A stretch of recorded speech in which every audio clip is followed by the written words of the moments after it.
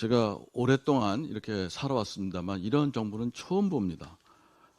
사실 경제를 100일 만에 망가뜨리는 건 쉽지 않습니다. 아무리 실정을 해도 그 부작용이 100일 만에 나타나지 않습니다만은 이재명 정부의 이 무도한 폭정으로 말미암아서 100일 만에 그 부작용이 나타나는 그러한 현상을 보이고 있습니다.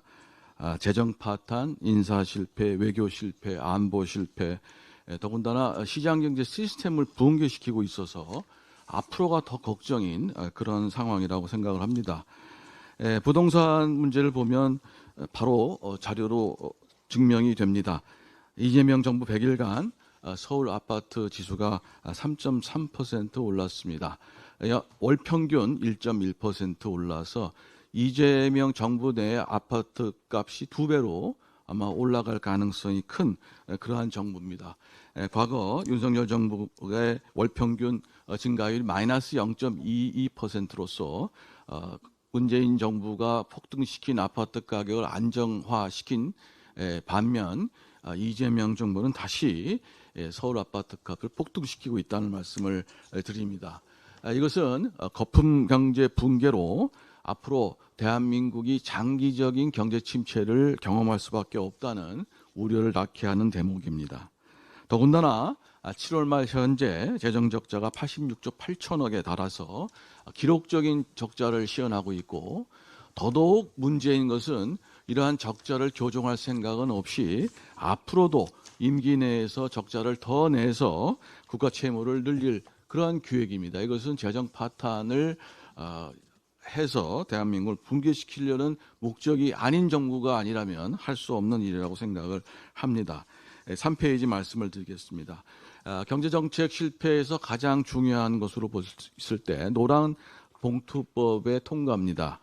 앞으로 이 노란봉투법에 의해서 노동자의 쟁의 행위에 대한 사용자의 손해배상 청구가 제한되고 원천까지 포함되는 법적 사용자 범위가 확대돼서 노사 간의 갈등이 심화될 것이라고 생각이 됩니다. 이 노사 간의 갈등이 심화되는 것은 그 자체로 문제가 될 뿐만 아니라 앞으로 AI로 인해서 경제를 활성화시키고 하겠다는 새 정부의 기획마저도 숲으로 돌아가게 만들 가능성이 큽니다. M&A를 방해하거나 글로벌 경쟁을 위한 해외 시장 공략에도 많은 불확실성을 노정시킬 것이며, 또 사용자 정의, 법적 모호성으로 인해서 법적 분쟁이 격화되고 이에 따라서 고용이 악화되고 경제 성장이 침체할 가능성이 커지게 됩니다. 앞으로 새로운 시대를 맞이해서 산업 구조 조정이 필요한 즈음에 이러한 노사관계법의 개정은 큰 문제를 낳을 것이라고 생각합니다. 더군다나 무분별한 무과실 책임주의를 확대 적용을 맞아서 계약을 중심으로 한 시장경제 체제가 붕괴될 가능성이 전 크다고 생각을 합니다.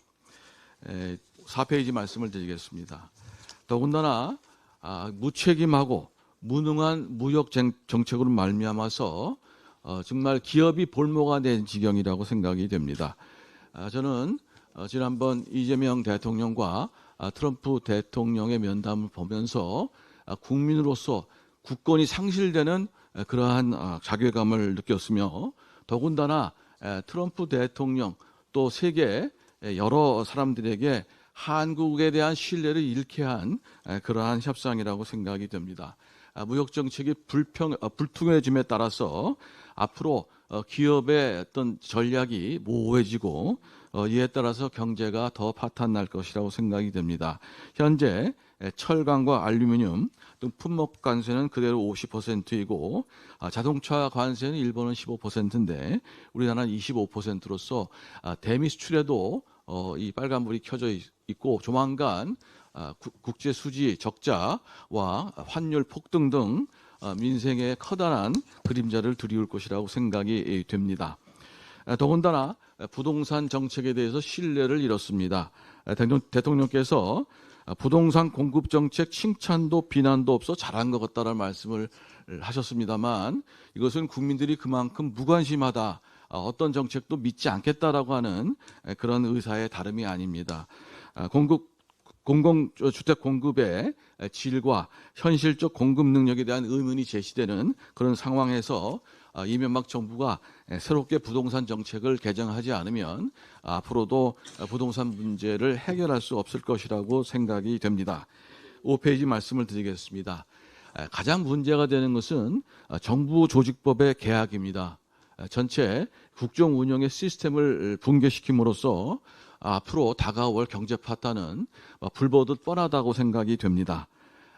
우리가 이승만 대통령서부터 박정희 대통령 등 경제 성장을 도모했던 모든 대통령들이 에너지 정책을 최우선으로 실시해 왔습니다.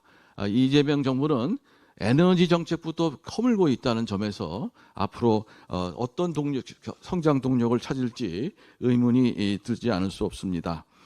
더군다나 환경부는 지난번 조직 개편, 문재인 정부 때 조직 개편으로 홍수 관리의 문제점을 드러냈고 이번에는 에너지 정책에도 큰 문제점을 드러낼 것이라고 생각이 됩니다. 더군다나 대통령께서 원자력이 15년 걸리는데 지금 당장 전력이 필요하니 소용이 없다는 말씀을 듣고 경악하지 않을 수 없었습니다. 이승만 대통령은 원전 설립에 있어서 20년이 걸린다는 말을 듣고 그때 출발을 했고 그 결실이 박정희 대통령 때 맺었습니다. 이렇게 미래를 위해서 준비하는 대통령과 미래를 파괴하는 대통령의 차이가 있다고 생각이 되고요. AI를 가지고 신재생 에너지로 AI를 돌릴 수 있느냐? 그렇지 않습니다. 밤에 그러면 AI를 그만둘 것입니까? 바람이 멈추면 AI를 그만둘 것입니까? 독일과 같은 그러한 나라도 전체 에너지 수급의 100%의 용량을 화석 발전소로 공급할 수 있는 예비 역량을 가지고 있습니다. 이런 태양광과 풍력의 중심의 에너지 시스템은 200% 필요한 용량의 200%의 전력 공급 용량이 있어야만 가능한 그러한 매우 비용이 높이 드는 그러한 정책에 불과합니다. 그래서 앞으로 이러한 정책, 더군다나 태양광을 한답시고 원전을 돌릴 수 있는 원전을 폐기하는 등의 어떻게 보면 전력 시스템 파괴 정책을 계속해서 유지해 나간다면 국민의 어떤 부담은 늘어날 것이고 서민의 고통은 하늘을 찌를 것이라고 생각이 됩니다. 더구나 법 질서와 금융 질서를 파괴하는 그런 정책을 통해서 경제 시스템을 붕괴하고 앞으로 그 어느 누가 우리와 같이 경제 협력을 하고 그 누가 글로벌 시장을 개척해 나갈 것이라고 생각하십니까? 미국 트럼프 대통령이 이미 이것을 선언한 바 있습니다. 하루빨리 새 정부가 그러한 외부 평가를 받들어서 우리의 시스템을 또 우리 이재명 정부의 정책을 교정해 주시기 바랍니다. 선거에 나갈 국무총리 산하에 예산실을 둔다면 과연 그 예산이 미래를 위해서 쓰이겠습니까? 저는 경제 파탄의 주범이 바로 이러한 정부조직법의 개혁에 있다고 생각이 됩니다. 정부조직법으로 효율적인 정책 운영을 하는 것이 아니라 낭비와 그리고 무분별한 선심성 정책이 남발함으로써 미래의 성장 동력을 까먹고 현재 우리의 서민들의 이 생활을 더 악화시킬 것이라고 생각이 됩니다. 괴테의 파우스트에서 악마는 거짓말과 파괴의 합성어로 만들어졌습니다. 이 새 정부가 과연 거짓말과 파괴를 일삼는 정부가 아니라는 것을 100일이 지난 이 시점에서 보여줘야 할 때라고 생각이 됩니다. 더군다나 경악하지 않을 수 없는 것은 사회주의자들의 법치주의는 국민의 뜻에 따라서 법을 마음대로 만들 수 있다고 생각을 합니다. 그리고 그 국민의 뜻은 자신만이 해석할 수 있다고 주장을 합니다. 이것은 독재와 다름이 아니라고 생각이 되고요.